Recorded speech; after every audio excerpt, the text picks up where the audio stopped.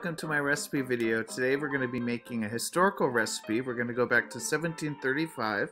We're going to make a recipe for eau de poulet à la chicore sauvage, chicken water with wild chicory. This recipe gives us a chance to explore a little bit the period between the 1650s and the early 1800s. The 1650s, you'll recall, is a period described in the Pinkard reading, A Revolution in Taste, where she looks at major cookbooks such as La Varenne's Cuisinier Français and Nicolas de Bonnefont's Délices de la Campagne.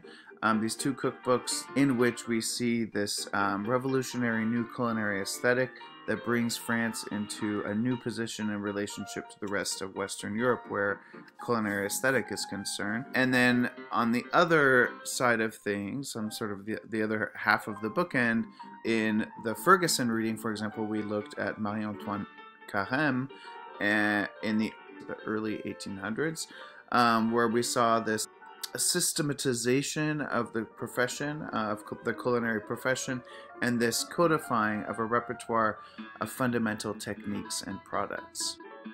So I decided to do a recipe from Vincent La Chapelle's Cuisinier moderne from 1735.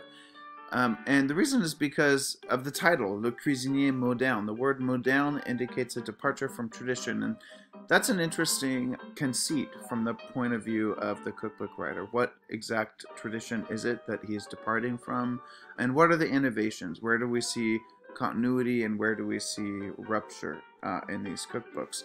And I should note the period between 1730 and 1740, actually three major cookbooks come out, and all of them have very similar kind of conceit. So François Marin publishes Les Dons de Commu, Menon publishes the Nouveau Traité de la Cuisine, and there's that word nouveau, new, right? New treatise on cuisine, and then La Chapelle's Cuisinier moderne, and they all make similar claims about modernity and departure, the departure from the old, elaborate, artificial banquet meals.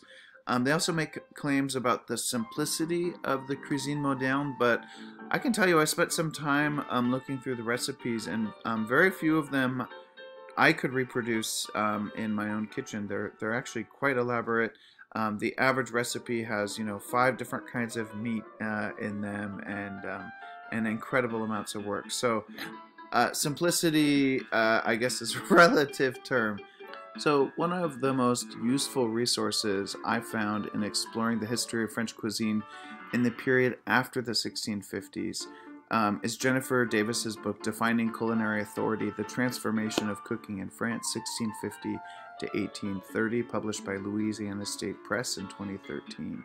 And she, even though it's after the period covered in her book, Davis does write about La Chapelle's Cuisinier moderne and has quite a few interesting things to say about it, so I'll share a few quotes from the book.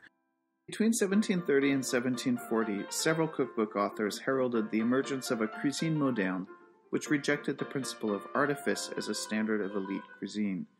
These authors praised the purity, novelty, and scientific rigor of their new methods. Practically, this new style of preparation owed much to the older style.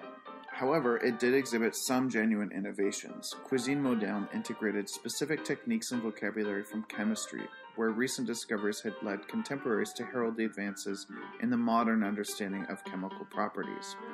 This method of cooking relied heavily on the distillation of meat broth into quintessence for sauces, rather than thickening stock artificially with flour or arrowroot. So Davis also argues that the inclusion of a whole section of medicinal broths and bouillons in La Chapelle's Cuisinier moderne is another example of innovation. And she claims that these recipes are actually citations of Helvetius's book on medicinal remedies. Helvetius wrote this book in 1703, and he was the royal physician. And so this is true in a certain sense. Definitely a departure from the cookbooks that we see in the 1650s. But if you look at the cookbooks in the Middle Ages and the Renaissance, we do see a lot more of these basically medicinal approaches to food. So to me, it also seems like a return of an older tradition. And I think really what matters here, what makes it different this time, is that in the 18th century, with the new interest in chemistry and particularly in empirical approaches to understanding the chemical properties of different ingredients, in the case of food, that here there's a renewed interest in medicinal broths because now there are new techniques for empirically establishing the properties of different types of plants. And of course, this is also a period where there's an explosion in illustrated botanical guides and so on. So I think it's kind of a return of an older tradition through the lens of a newly empirical physical science, a discipline that's emerging in the 18th century. Another reason to explore broths and bouillons in this class is there's a direct connection between the origin of the word and the concept of a restaurant in the modern sense that we use it today, and these very same broths and bouillons that are appearing in La Chapelle's cookbook and other cookbooks around the same time period. And there are various accounts of the, which was the first restaurant and so on and so forth. One that is cited very regularly is from Le Grand Dossier, and he claimed that the first restaurant in the modern sense was opened in Paris in 1765 by a bouillon vendor named Boulanger. And these bouillons were called restaurants or bouillon restaurant because they had a restorative, they were considered to have a healthful and restorative effect. And so the story goes that he initially sold only these restaurants, these bouillon restaurants, but then over time started to add more substantial dishes to the menu. So this recipe really appealed to me because of its minimalism. I think La Chapelle conceives of chicken water as a delivery system or as a substrate for the medicinal herbs that can be added to the soup. And so he lists 3 specific herbs that can be added. He also says you can add others, but he specifies 3 that can be added depending on the doctor's prescription or on the needs of the patient. So the first one he mentions is called bouglas, which I don't think bouglas is in use in culinary applications anymore, but you do see it in, I checked online, for example, and a lot of people that sell medicinal herbs include bouglas on their seed catalogs, for example. So you can order it and grow it in your garden if you're interested. It's related to the next herb that La Chapelle mentions, which is borage. And borage actually has recently come back into fashion in the culinary world. It has this kind of intriguing cucumber aroma and a slightly astringent mouthfeel. So I think it's a wonderful ingredient, and you can see it in farmers markets increasingly. Sometimes you'll see it at Whole Foods or fancy stores like PCC. Anyhow, finally he mentions chicory, so that's the third. So bouglas, borage, and chicory. And I opted for chicory because it grows in my backyard, and I also have a personal fondness for chicory because when I lived in France as a student, I developed a taste for chicory coffee. It was a little bit cheaper than regular coffee and had a nice kind of caramelly taste to it that I became really attached to. Chicory coffee is a really common ingredient in the French-speaking world.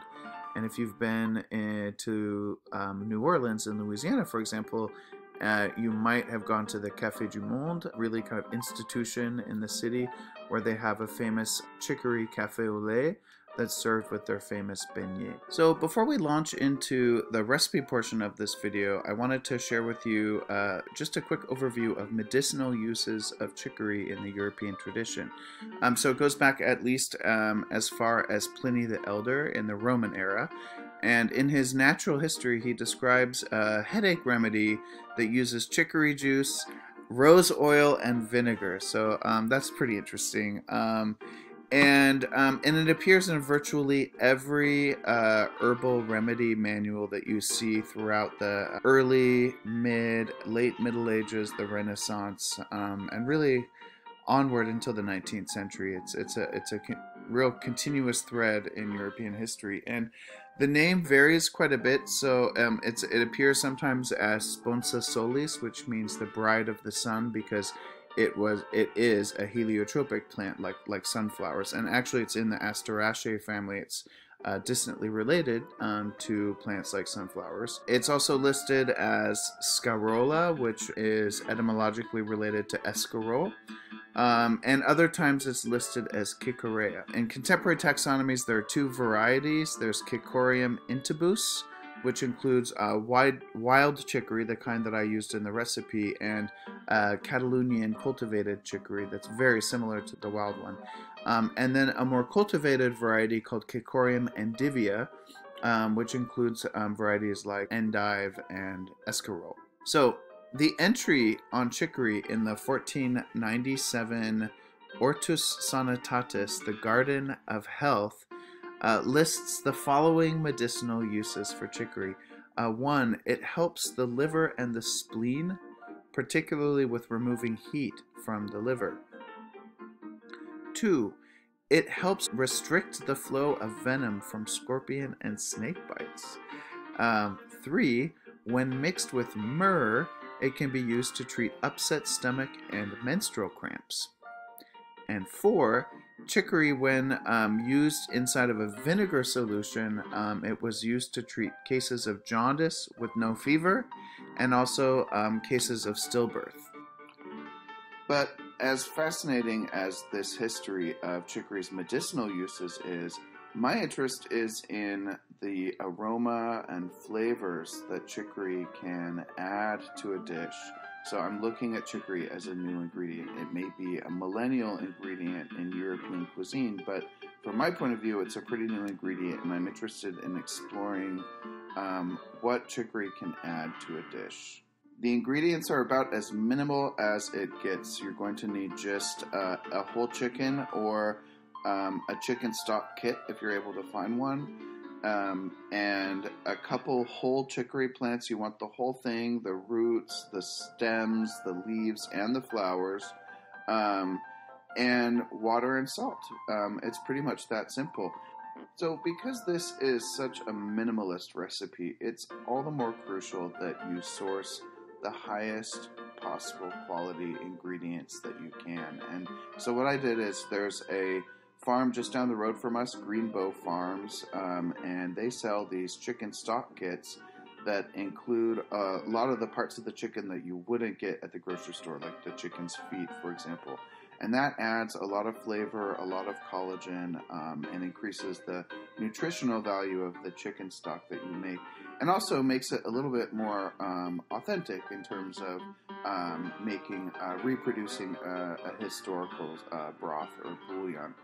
And the flavor of their chicken, Greenbow Farms practices pasture-based farming, and their chickens are pasture-raised and fed a locally grown whole grain feed, non-GMO, free of soy and corn, and you can really taste the difference. These are chickens who lived a happy life, and you can taste it. So we're going to start by processing the chicory, and since this is coming out of the ground in my backyard, obviously I want to get rid of as much of the dirt as possible. I'm not going to be overly fussy about it because it boils for 2 hours. Pathogens aren't a concern. Really, I'm more concerned about any kind of off flavors that unwanted additional elements might add to the dish. And so I rinse it as best as I can, and once I do that, I decided to peel the chicory root because this, I think, will give more easier access to the inulins, to the sweetened starches that are inside of the root. It might make it easier for it to add its flavor to the broth. So now that the chicory has been rinsed and the chicory root has been peeled, it's time to grab the stock pot that you're going to be using to make this broth and get a pair of kitchen shears and just start chopping up the chicory plant in pieces that fit into the pan. There's really no need to be fussy about it. It's all going to get boiled down and strained later, but you just want to make sure that there's room for both the chicory plant and the chickens before you add the water.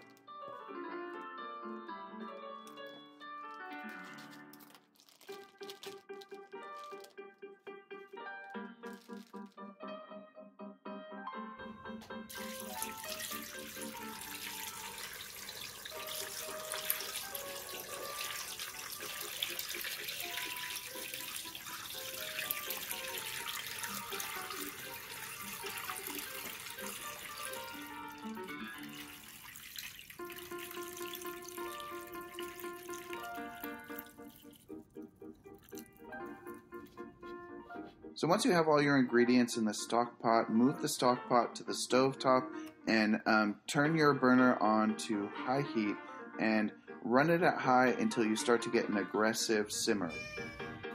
So once you've got a good aggressive simmer going, turn your burner down to low.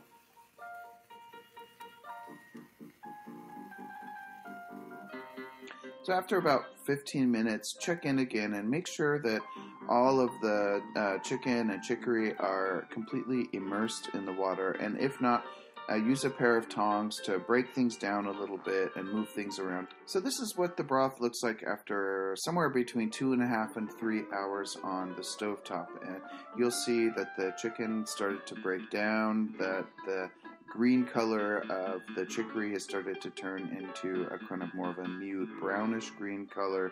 And the most important thing that I was looking for is collagen breakdown. And you can actually see a change in the quality of the liquid. It becomes a little bit more viscous, a little bit thicker, and starts to take on a little bit of a sheen from the collagen breakdown.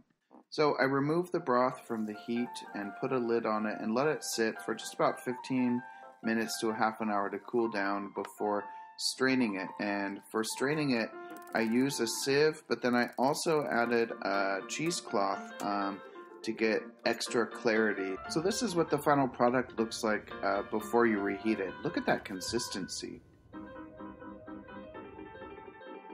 Okay, so here we have the final product, and I'm going to try it out and let's see how it came out. The smell is very much chicken broth, very simple. I don't actually get a very strong chicory note, actually. The chicory, if it's there, there's a very faint, I would almost describe it as like a cotton candy or jackfruit kind of sweetness. Just a faint kind of medicinal bitter quality, but actually much more overpowering than that is the chicory sweetness.